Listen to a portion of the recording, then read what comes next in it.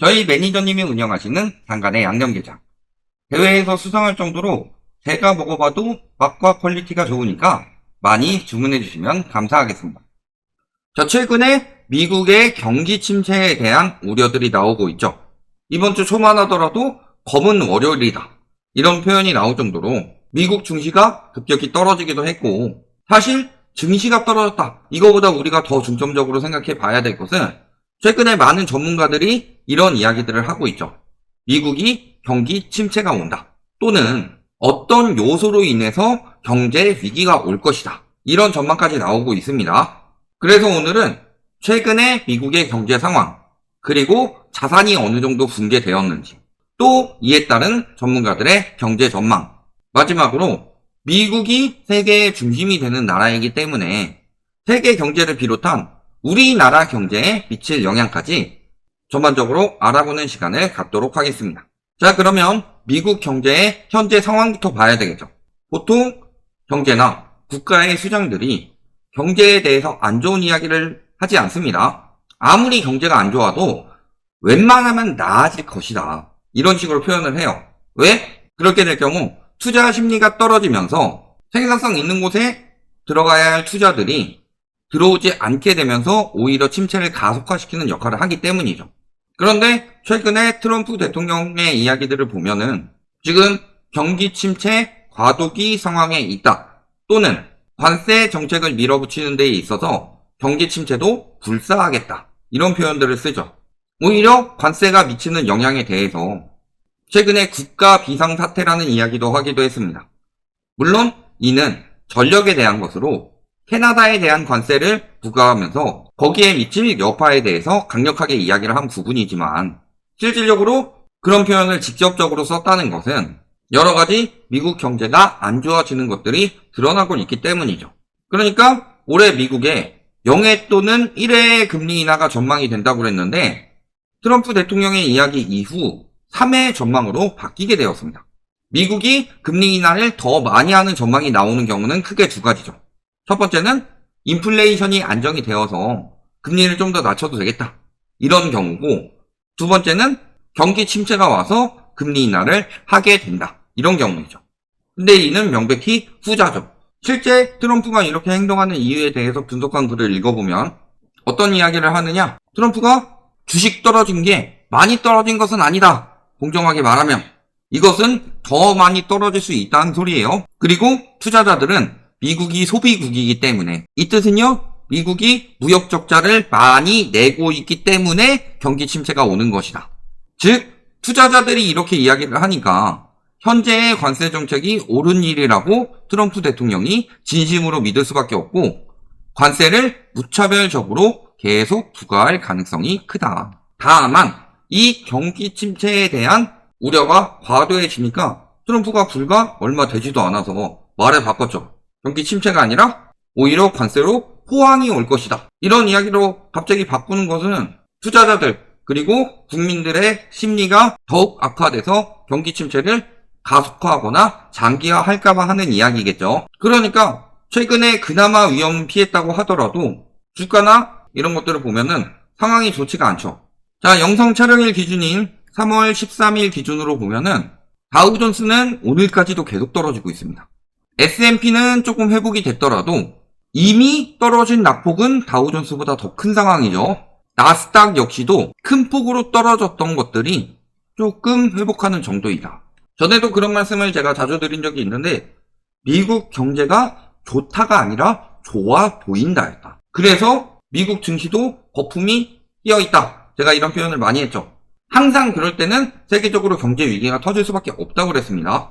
왜? 과잉 유동성은 항상 거품을 만들어내기 때문에. 그래서 최근에 검은 월요일, 이런 식으로 낙폭이 커지는 그런 상황을 겪다 보니까 무슨 전망까지 나오느냐, 닷컴 버블처럼 될 가능성에 대해 이야기가 나오고 있다. 단지 증시 때문이 아니라 미국의 고용시장이 닷컴 버블 붕괴 당시랑 매우 비슷하다.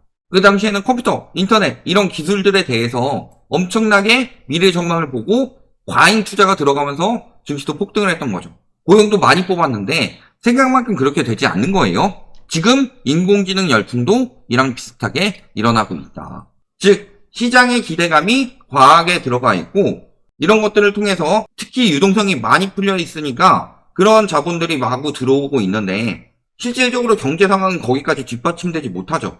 그때 코로나 때 풀린 유동성이 아직 남아있기 때문에 이런 현상들이 벌어지고 있는 거예요. 그러다가 한번 무너지게 되면은 어떤 일들이 벌어진다? 항상 대공황 비슷하게 왔었다. 주식에 대해서 과한 심리가 들어가니까 실질적으로 주식 수익률이 근로소득보다 좋았어요. 그러니까 도구나 카우나 다 주식시장에 들어갔는데 막상 그만큼의 실체가 없기 때문에 정상화가 되는 거고 그 정상화는 거품이 꺼지는 것이기 때문에 많은 사람들이 자산 손실을 입는 거죠. 그러면서 대공황이 왔던 것처럼 대공황, 전조 증상일 가능성이 높다는 뜻이다. 실질적으로 이에 대해서 기관이나 전문가들의 전망이 굉장히 부정적으로 나오고 있습니다. 자, JP모건 올해 초만 하더라도 경기 침체 확률 30%라고 그랬어요. 근데 지금은 경기 침체 위험을 40%로 반영을 했다. 불과 아직 1분기에도 불구하고 경기 침체 확률이 10%나 높아진 거죠. 그리고 경제 성장률 역시도 2% 성장할 것으로 예상을 했다. 예전보다 좋지 않은 거죠. 골드만삭스나 모던 스탠리 같은 경우는 1.7%, 1.5%로 예상을 했다. 지금 경제 굉장히 안 좋다는 우리나라가 1.5% 예상이 되고 있어요. 미국이 그만큼 심각하다는 거죠. 여기에 실질적으로 상호 관세가 발효가 된다면 경기 침체 위험은 50% 이상으로 높아질 수 있다. 즉 불과 아직 상반기 절반도 덜 지난 상황인데 경기 침체 확률이 30%에서 50% 이상으로 늘어날 가능성이 굉장히 높아졌다는 소리예요. 뭐 상호 관세 가지고 이야기를 하지만 상호 관세가 다는 아니죠. 예를 들어서 상호 관세 이야기 나오기 전부터 이야기했던 로버트 기요사키 같은 경우는 미국의 여러 가지 거품들을 지적하면서 대규모 붕괴가 온다. 이런 이야기를 했습니다. 물론 기요사키, 이사키가 부정적인 전망을 많이 하기 때문에 못 믿겠다. 이런 분들이 있을 수 있는데 더 핵심적으로는 관세보다 더 심각한 문제가 자리 잡고 있는 것이 있었다. 그것은 미국 정부의 적자 때문이다. 일론 머스크가 경고를 했습니다. 지출을 줄이지 않으면 미국은 파산할 것이다. 수조 달러의 연방 적자. 이게 문제가 되니까 삭감을 이루기 위해서 빨리 움직여야 한다. 자, 연방 적자를 줄이기 위한 방법은 크게 두 가지가 있죠. 우리가 부채 이자 부담이 클 때 그 부담이 덜어지는 방법 두 가지가 뭐예요? 첫 번째는 빡세게 원금을 갚는 방법. 두 번째는 금리가 내려가는 방법이죠. 그러니까 그렇게 하지 않으면 미국이 파산할 수 있으니 내년까지 1조 달러의 적자를 줄이는 것이 목표다. 머스크만 경고하는 게 아닙니다. 레이 달리오도 똑같은 이야기를 하고 있다. 그래서 1930년대, 29년에 경제 대공황이 왔다. 이 부분에 보면 30년대 경제는 어떤 상황인지 알겠죠? 최근의 무역 갈등을 1930년대 독일을 예로 들면서 이야기를 하고 있지만 실질적으로 가장 시급한 위험은 미국의 국가부채 문제다. 그러니까 트럼프의 행보도 똑같아요. 지금 뭐 주식 떨어지든 말든 이게 핵심이 아니에요. 주식시장 안 본다고 하잖아요. 트럼프와 그의 경제팀은 연일 주식시장에는 관심이 없다는 반응이다. 왜? 주식 뭐 무너지든 말든 신경을 안 쓴다가 아니라 주식보다 더 우선돼야 될 것이 있다. 그게 뭐다? 국채금리 낮추기에 집중을 해야 된다. 왜냐면은 지금 국채가 많이 올라간 이유 중에서 해외 수요들이 미국의 국채를 많이 팔았기 때문에 그런 이유도 있습니다. 거기에 국가부채가 많이 늘어났으니까. 제가 그런 말씀 드렸었죠. 국가 이자 부담이 크기 때문에 세금을 더 걷어서 수익을 확보해야 되는데 자국민들한테 걷기는 상황이 좋지 않으니까 관세를 때려서 미국에게 수익을 올리고 있는 해외 기업들에게 세금을 매겨서 그 세금을 토대로 부담을 줄이려는 방법. 또 관세를 이용해서 미국 국채를 더 사도록 압박해서 국채 금리를 낮추려고 하는 의도도 있다. 왜냐하면 미국의 부채 규모는 어마어마하게 늘어져. 미중 무역 전쟁으로 생기는 문제를 돈 풀어서 해결을 하는데 그 상황에서 코로나가 발발하면서 더 빠르게 부채를 증가시켰다. 그런데 금리를 낮출 때까지만 하더라도 괜찮았는데 갑자기 금리가 치솟으면서 미국의 이자 비용이 기하급수적으로 빠르게 증가하게 되더라.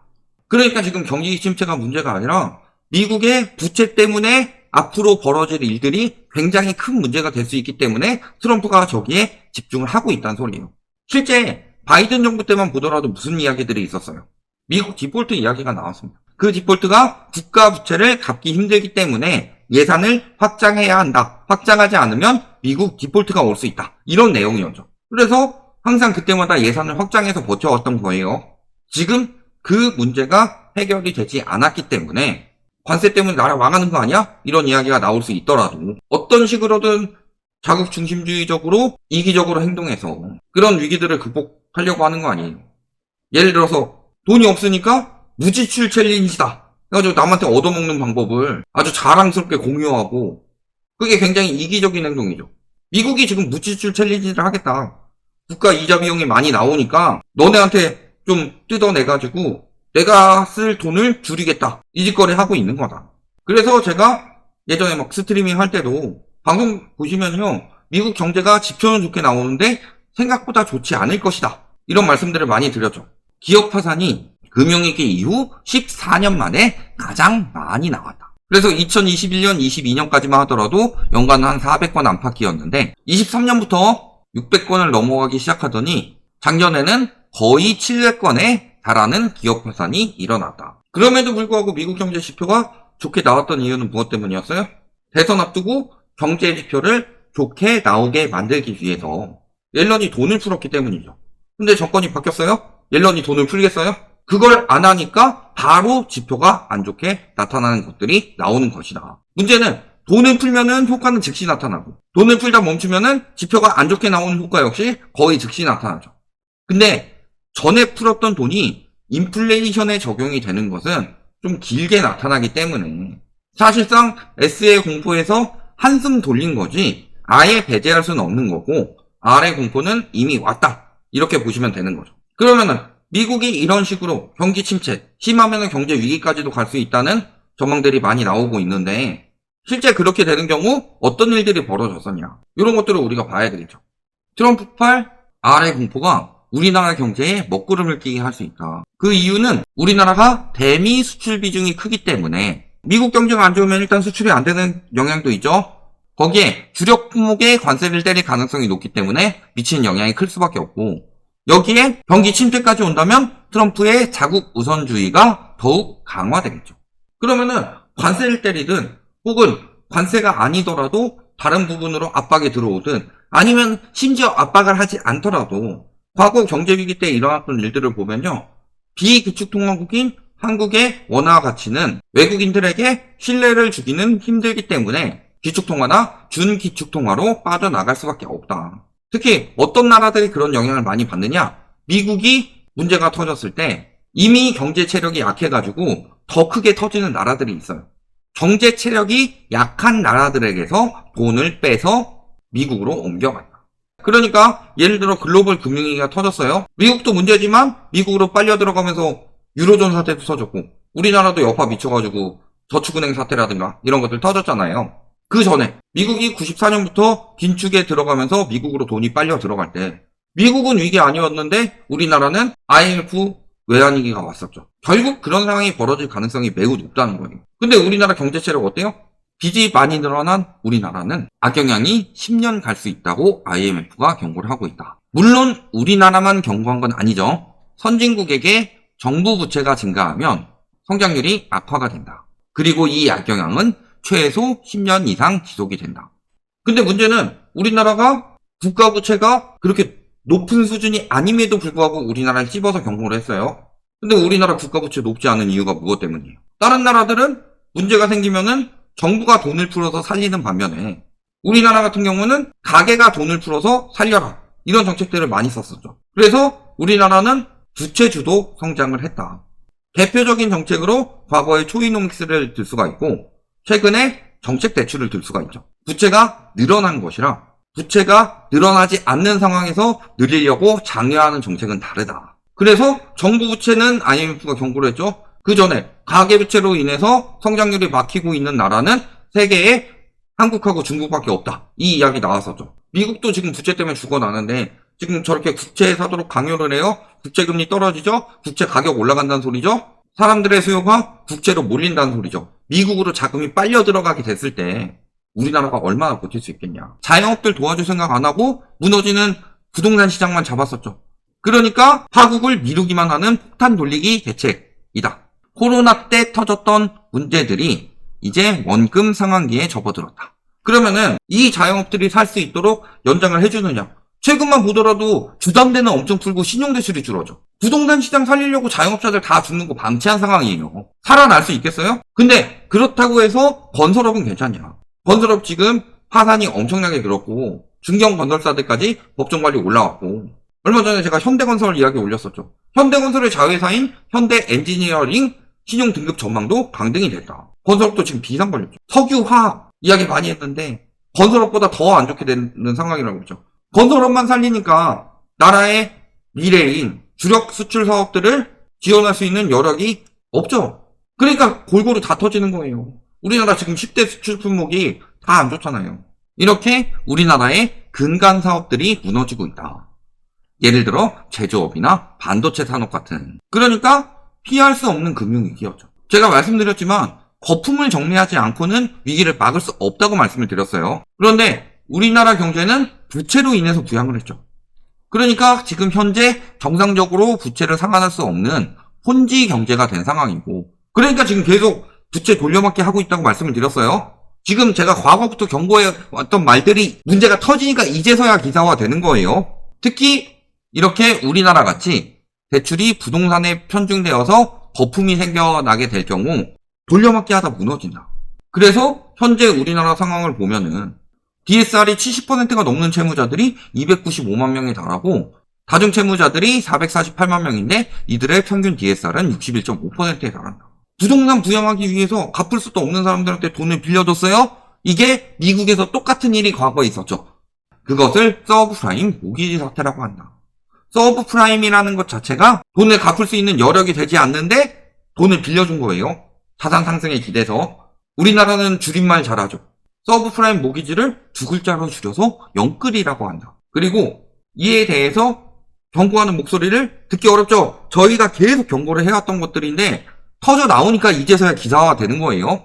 금융위기를 막기 위해서는 대대적인 구조조정, 즉 디레버리징을 했었어야 되는데 디레버리징이 안 되고 오히려 돈을 더 빌려주고, 붕괴되는 걸 막기 위해서 이리저리 보증만 해주니까 구조조정 안 되죠. 그래서 덮거나 회피하면서 폰지 경제로 돌려먹게 하다가 더 이상 안 되니까 지금 터져 나오는 거고, 그러니까 기업들 97%가 올해 경제 위기가 온다고 이야기를 하는 거예요. 그러니까 IMF 때 있었던 일들, 방만하게 돈 빌려주고 막 이런 일들이 채 30년이 되지 않았는데 다시 거품에 취해 부동산 대출을 늘려온 우리나라가 맞게 될 파국은 어떤 것이겠냐. 트리거가 아직 터지지 않았을 뿐이지 이미 여기저기서 문제는 계속되고 있었습니다. 내수 경기 무너지면서 중소기업이나 자영업자들 타격 입고 있고, 수출기업들 무너지면서 대기업들도 타격 입으면서 경제 체력이 굉장히 많이 떨어진 이 와중에 외국인 투자자들, 특히 우리나라는 장기 투자가 아니라 단타로 많이 들어왔기 때문에 빠져나갈 때 진짜 썰물처럼 빠져나갈 겁니다. 미국 경기 침체 혹은 경제 위기가 와가지고 싹 빠져나가면서 미국으로 자금이 이동하기 시작한다면 그 뒤에 우리나라에 벌어질 일은 어떻게 되겠느냐. 자, 결론. 지금의 미국 경기 침체 상태는 최근에 트럼프 관세 때문이다 이런 이야기도 많지만, 문제는 그 전에 옐런이 돈을 풀면서 미국의 경제에 문제가 있다는 것을 감춰왔던 것들이 돈을 풀지 않으면서 드러나는 것이기도 하다. 그러니까 삐걱대는 미국 경제가 드러나고 있는 상황인 거죠. 금리 인하 전망이 0에서 1회에서 3회까지 늘어났어요. 그러면은 예전 같은 경우는 주식 오른다 이런 이야기 했는데 오히려 주식이나 코인 시장 무너지고 있죠. 금리 인하가 핵심이 아니다. 경제에 근본적인 위기가 닥치지 않았을 때 금리 인하를 하는 것은 투자 심리를 자극할 수 있지만, 경제에 근본적인 문제가 닥쳐서 금리 인하를 할 때는 당연히 투자 심리도 빠질 수밖에 없는 거다. 우리나라처럼 미친 나라가 아니고서야. 그리고 과거 금융위기를 예측했었던 많은 전문가들이 이번에 미국 국가 부채로 인해서 위기가 올 것을 예상하고 있다. 버핏 같은 경우 조용히 현금화하고 있었죠. 왜 그러고 있었겠냐. 미국이 과잉되게 돈을 풀면서 만들어낸 국가 부채, 이는 필시 문제가 될 수밖에 없고, 꼭 미국의 부채가 터지는 것이 아니더라도 거품이 낀 다른 곳에서 터져나올 가능성은 거의 100%이기 때문에. 자, 그러면은 미국이 이렇게 항상 문제가 되었을 때는 경제적 문제를 겪고 있는 다른 나라들은 더 큰 영향을 받았죠. 근데 지금 세계에서 거품으로 인해서 경제가 가장 문제가 된 나라가 중국하고 우리나라였어요. 근데 중국은 이미 몇 년째 지금 침체를 맞고 있죠. 그러면서 디레버리징을 했기 때문에 앞으로 터지는 것들은 어느 정도 상쇄가 될 거예요. 근데 우리나라는 대비를 하나도 안 해놨죠. 돌려막기로 버티고 있었어요. 돌려막기로 한도 늘려가면서 버티고 있는데 갑자기 은행권에서 돈 안 빌려준다, 한도 낮추겠다 라고 하면 무슨 일이 벌어져요? 경제도 똑같아요. 돌려막으면서 이자만 갖고 있는데도 허리띠 졸라매고 살고 있는데 갚아야 될 이자나 원금이 늘어나게 되는 경우는 무슨 일이 벌어지겠냐. 그래서 제가 몇 년 전부터 대안이라고 이야기를 한 것은 부동산 거품을 키우면 안 된다. 부동산 거품을 키우면 키울수록 경제 위기가 크게 온다. 이런 경제 대안에 대해서 이야기를 했고, 그러면서 부동산 거품 계속 키울 때 거품긴 가격에 샀다가 부동산 같은 경우는 황금성이 좋지 않기 때문에 떨어질 때는 진짜 속수무책으로 보고 있을 수밖에 없다. 그러니까 그 전에 이미 팔아서 안전자산으로 자금 이동을 해놔라. 이미 부자들은 그렇게 이동을 하고 있다. 제가 3년 전부터 그런 말씀 계속 드렸었잖아요. 국가적인 대안, 개인적인 대안 다 이야기를 했습니다. 그 부분에 대해서 부동산 불패를 믿고 서브프라임이라는 불나방들처럼 영끌했던 사람들, 혹은 무리하게 갭투기했던 사람들, 결과는 어떻게 되겠냐. 이미 서브프라임 때처럼 부동산 업계가 터지고 있고 그 여파가 금융으로 번지고 있는 지금 상황에서 여기까지 말씀드리겠습니다.